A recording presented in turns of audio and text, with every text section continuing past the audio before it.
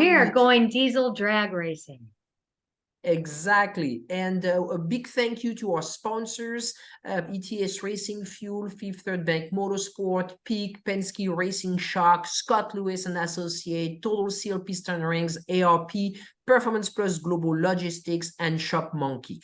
Ron is with us. We're going to be bringing him on stage and leave him on the hands of Joe Castello. Good afternoon, Here comes sir. the man. Thank you, Francisque. Thank you, Judy, and welcome, Ron. From Argentine road racing to diesel drag racing. Is it whiplash? I don't know. Ron, I've been doing some education on your series. It looks like, you toured the country and you put on tremendous shows. The whole diesel subculture has been growing and growing over the years. Tell us a little bit about it. Yeah, it's been growing and it's gone through different steps as any race motorsports goes through. This was started way back in the early 2000s. So we've been around a while. This is actually going into 2014 will be our 17th year in operation. And we started a couple of years before that with the original group called DHRA. And we started in 2007. And the reason the original group was started was back in the early 2000s, drag strips would not allow pickup trucks on the strips at all. Wheels were too big, trucks weighed too much, the height, this distance between the pavement and the axle was too much. And then also the fairgrounds would not allow diesel trucks into the fairgrounds to pull. So we actually started our own sanctioning body with our own insurance rules, SFI approval, our own techs, everything. And then we went out and rented tracks and started running. And over the years, it becomes so popular. Well, guess what? Now they want all the trucks to run. Funny how that works, right? Yeah, funny how that works once you open it up and people see, wow, this could be exciting, So it goes on through the years. It started out as a what I call a small group, and it grew into larger and larger. And then other competing people, promoters, started to try to do what we've been doing for years. And they've changed over the years to several different promoters and people, but we've always been there with the goal of providing family-friendly events for drag racing, sled pulling, dyno competition, and truck shows. And as this category grows, it's interesting. It seems to it generates its own energy. Like people realize the power of diesel. And I've had many conversations, some with the folks at the AERA and beyond. And you guys are just really figuring out the platform for high performance. You mentioned you're relatively young, but the power that you guys are making and the spectacle of these trucks going down the racetrack, there's not a lot like it. There is immense power coming from the diesel engines now. What we started out over in the early 2000s, you got to remember stock trucks then were 150 to 200 horse trucks stock. And they were taking them to 400, 500 horse. And people thought, oh, wow, that's a lot of, that's big, that's huge. Well, guess what? Here we are, 2024. And most stock trucks are almost 500 horse now. And that's like everything in today's world, Joseph. I mean, the OEMs copy what happens in the motorsports industry. We've seen that over the many, many hundreds of years, decades, that they come along and copy, go, whoa, maybe they got a hold of something here. These guys are wanting to horsepower up their trucks. And the industry started out as a bolt-on industry. A lot of manufacturers started inventing and making different aftermarket parts that they could put on their grandfather's trucks. A lot of these kids would capture on, their grandfather's truck at 200,000 miles. He went and bought a new one. They'd go, hey, can we have the old one? They'd start putting programmers on, intakes, little larger turbo, little larger injectors. And quite frankly, at the time, it was economics too. It was shortly after 2008, after that last economic disaster we had. The kids start going, hey, wait a minute. I can make a killer pickup four-wheel drive truck that has more horsepower than my little Honda Civic or Accord for about half the price. So why shouldn't I be driving around in a big giant truck? Come on, what's more American than a big 4x4 in a truck, right? Right. No, perfect example.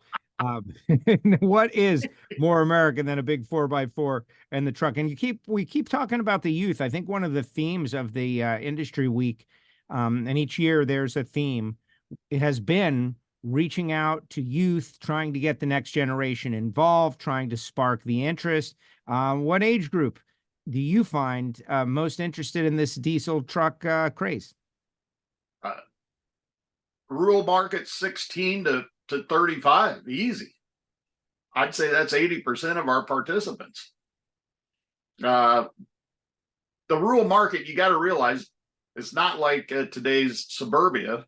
Rural markets, the towns are far apart, their jobs are far apart, even their schools are far apart. They have to get in a vehicle and go somewhere by the time they're 14.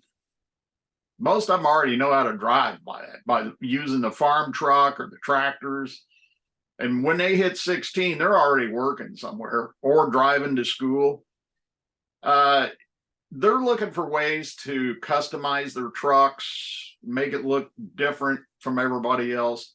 And of course, they're like everybody. They're like, ooh, truck, I can make it go faster. I can make it sound meaner. That's great. So they're working a couple of jobs in order to save up their dollars to go after all the accessories that go on a truck plus performance.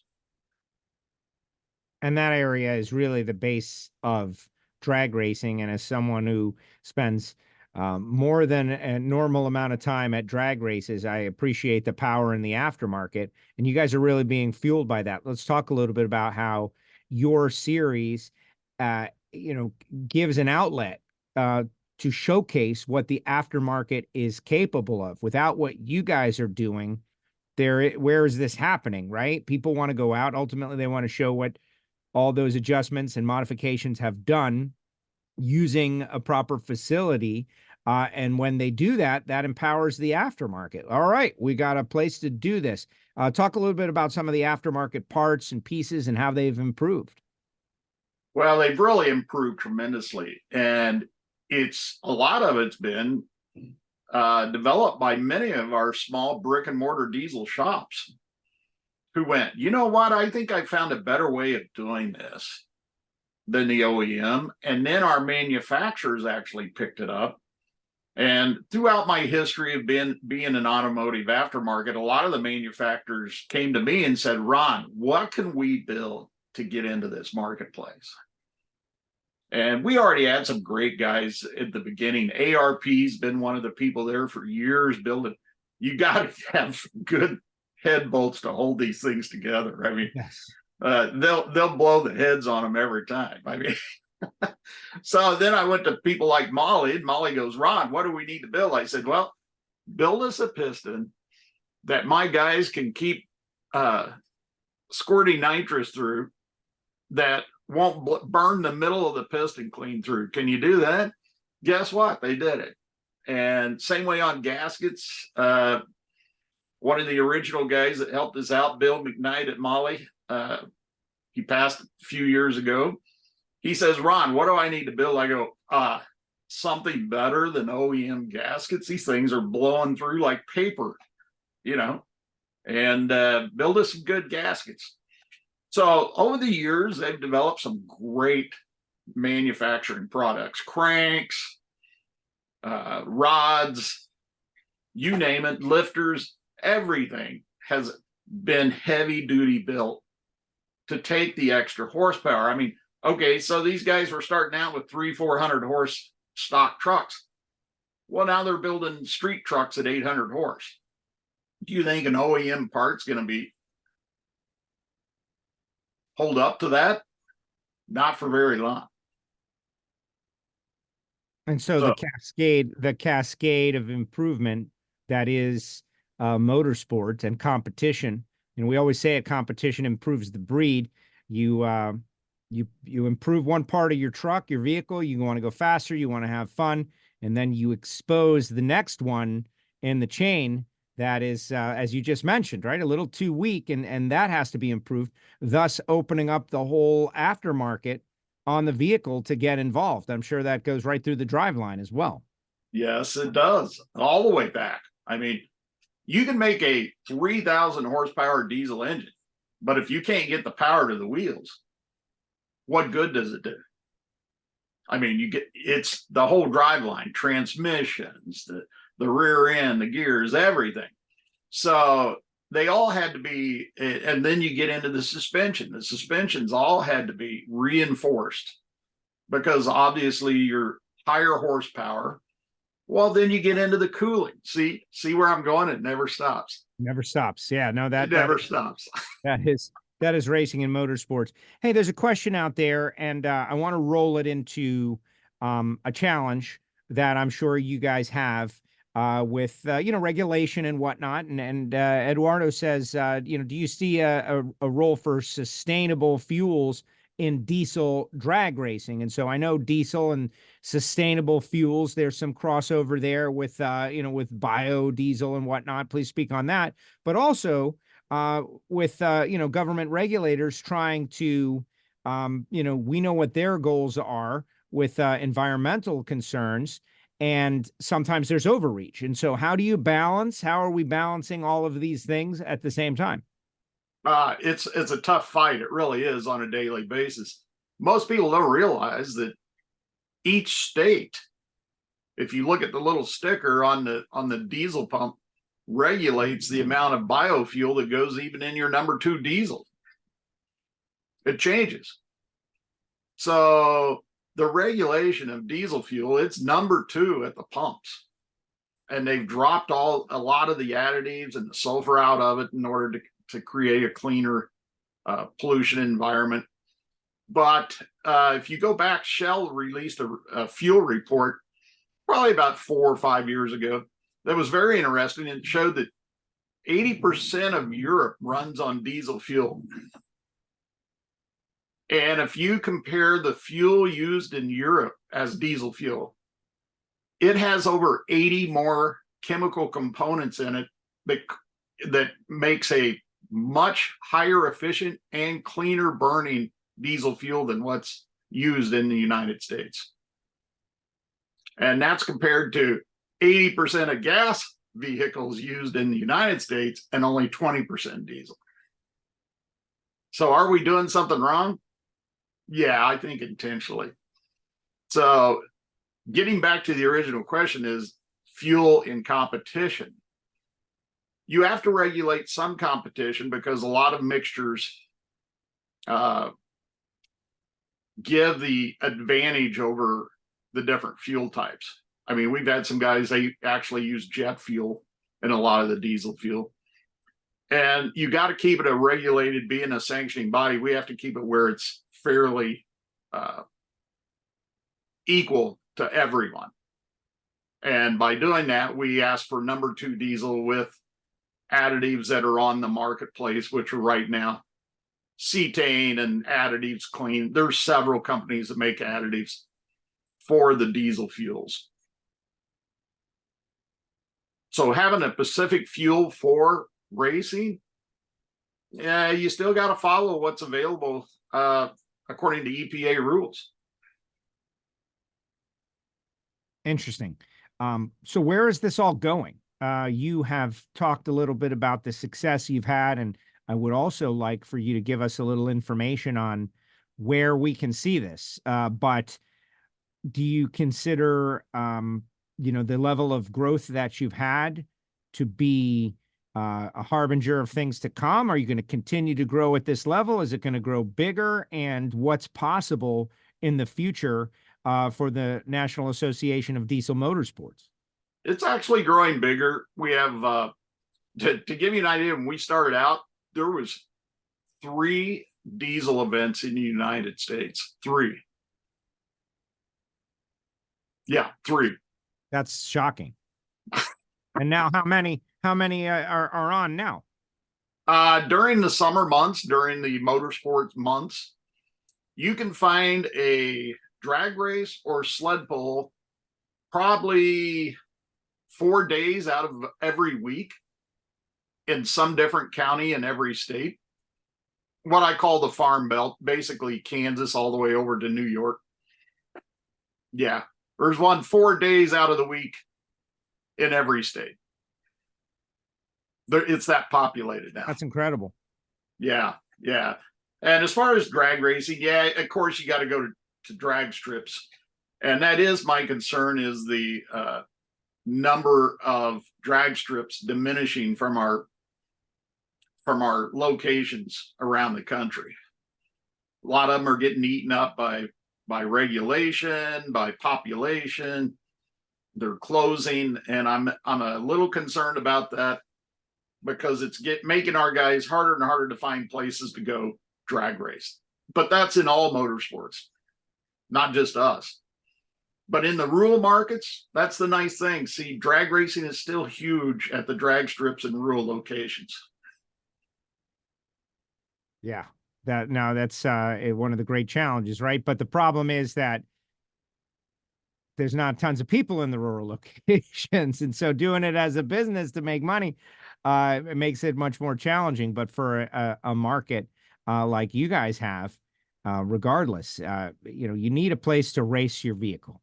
That's Yes, you do. job one. You got to have a place to race your vehicle. Otherwise, I live in southeastern Florida, and so we have lost all our tracks at the moment. Yeah, well, we held one every year at West Palm Beach. Yep, that's exactly what I'm talking about. Now it's gone. In fact, I just talked to one of the guys that used to help me there, and he goes, "Oh yeah, there's nothing left there. I mean, they stripped it." So the track is still there. Some of us are holding on hope, maybe beyond the normal deal, but the track, and there's some things still there. But the concrete, the concrete is still there. Yes. Yes. They haven't torn up the concrete yet, Ron.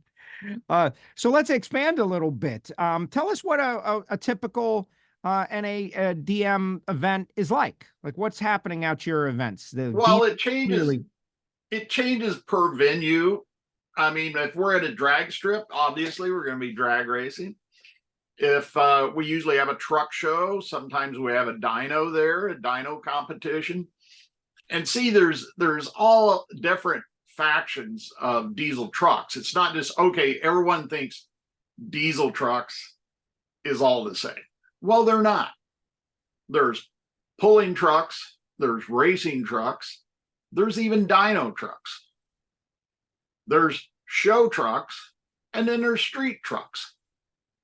And that doesn't even begin to touch the semis and the work trucks that show up and that type of diesels that help run America.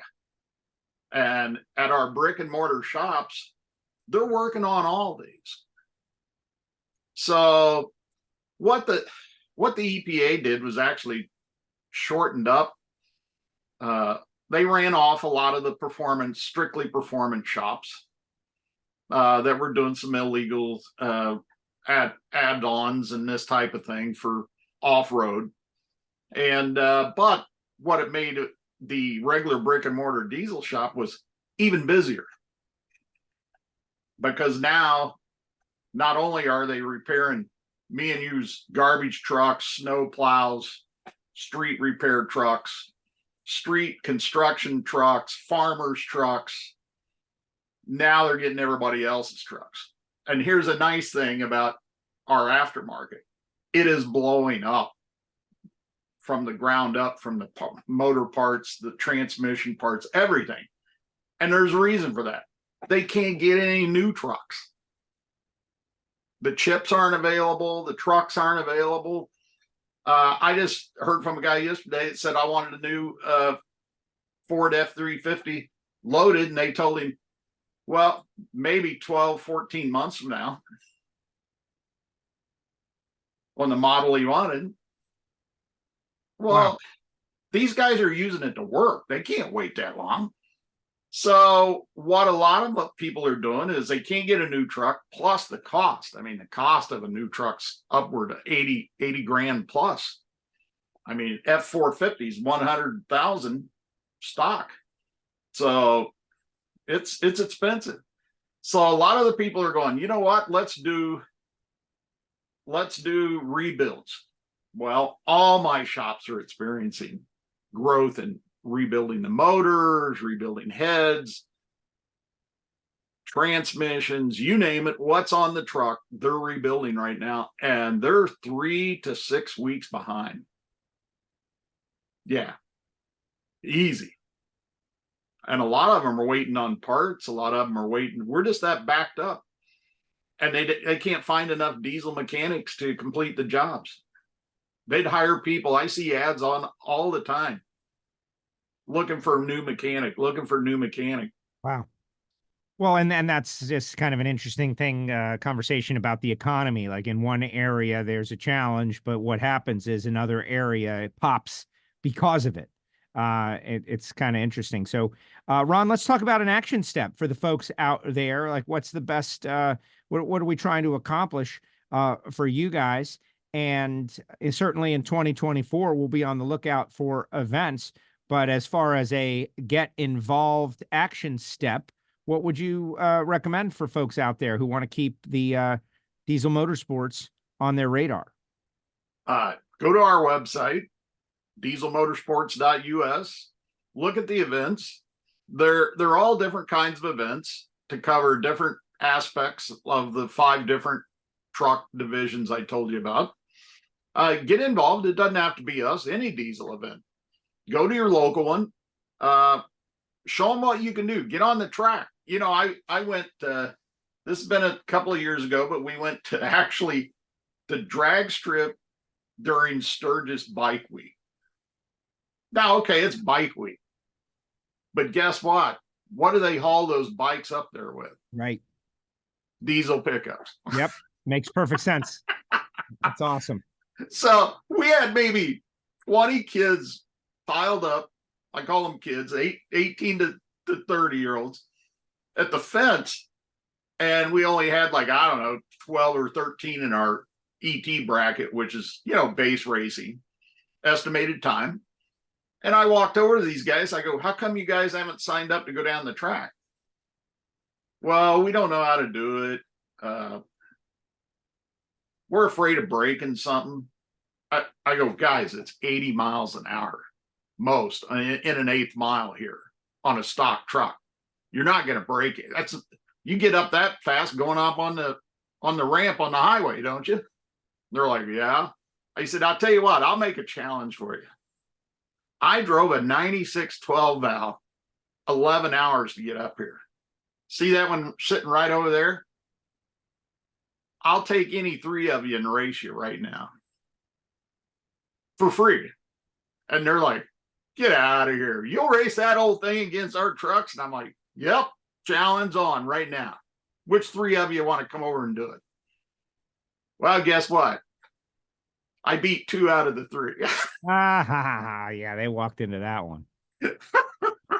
They walked into that one, Ron. No, I love it. I spend time at Homestead Miami Speedway. They've got a program, pit road drag racing, called Fastlane Friday, just to get the kids off the street. It's a great program. Yes. It's unfortunate because, it's on the inside of the oval, and so there's limited shutdown. But some of the most impressive vehicles that we have there are diesel pickup trucks. Yes, they roll to the starting line, and they're unassuming, and they're outrunning Porsches and Ferraris. And, they have all-wheel drive. 4-wheel drive is all-wheel drive. They hook up. And they hook up. They got the power. And I just came from Nashville over the holiday, and I was watching the local news, and one of their main news articles was they're having trouble with kids street racing. They're hurting people. that's hurting the streets, the businesses. And I'm like, well, why do you guys not have local tracks and have the police work with them in getting these kids to the track? Yeah. I mean, you guys got to start working together and build our motorsports up. These kids they're looking for a place to race. Yeah. Thank you, Ron. Exactly. Very well said. Very well said, Ron. So thank you. Thank you very much for being with us. We're going. Registering on EPARTRADE is easy. To start, click on the Join for Free button on the homepage. First, search your company to see if it's already in our database. If you see your company on the list, click on it to select it. Then, choose Claim Company if you are one of the decision makers, an owner, marketing person, or main company contact. Or choose Join Company if you are an employee, and press Continue. If you couldn't find your company in our database, select Register a New Company. On the following page, fill out your name, email, phone number, job title, and choose a secure password. If you chose Register a New Company, you'll need to choose your business type. Select Supplier if you're looking to display products or services and connect with buyers. Choose Racing Business if you're looking to source new parts and connect with suppliers. Choose Race Team if you own or are a member of a professional race team. Then, enter your company name. Please provide a website, Facebook page, or LinkedIn if you have one, and choose to either claim or join the company. You can view and agree to our terms of use here. If you'd like to receive our weekly newsletter, choose Accept. Finally, click Register Now and your registration will be submitted for approval. An email will be sent to your inbox. Please confirm your email address and you will be approved shortly. Welcome to EPARTRADE.